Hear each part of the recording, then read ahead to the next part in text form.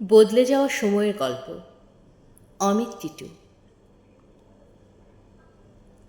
প্রথম প্রথম সবাই থাকবে, খুব ভিড় হবে চারপাশে। হাসি, ঠাট্টা, আড্ডা, গল্প, খোঁজ খবর, গুড মর্নিং, গুড নাইট ইত্যাদি। সারাদিন কথা হবে, দুর্বলতা শোনা হবে। উইকেন্ডে দেখা হবে, ঝিমঝিমে নেশা হবে। তারপর আস্তে আস্তে যখন সবটুকু জানা হয়ে যাবে, নতুন কোনো গল্প শোনার থাকবে না, বলার থাকবে না, কোথাও আর একটুও রহস্য থাকবে না।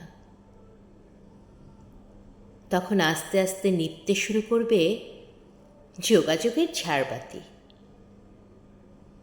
আর কথা হবে না,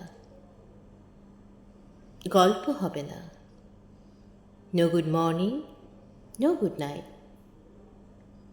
মাস কেটে যাবে, তারপর বছর।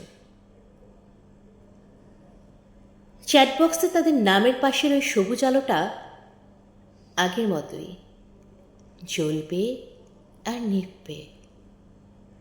আমরা দেখব, তবু আগের মতো তাদের সেই জ্বলা আর নেভার মাঝের সময়টার শরিক হতে যাব না। প্রথম প্রথম অনেকে থাকে, ধীরে ধীরে ভিড় ফাঁকা হয়, পড়ে থাকে হাতে গোনা কয়েকজন, যারা আমাদের সমস্ত রহস্য উন্মোচনের পরেও সমান আগ্রহ নিয়ে পাশে থেকে যায়। সকালে গুড মর্নিং না পেলে দুশ্চিন্তা করে, রাত্রে ঘুমানোর সময় গুড নাইটটা পেলে শান্তিতে ঘুমোয়। ঝিমঝিমে নেশায় কাঁধ বাড়িয়ে দেয়।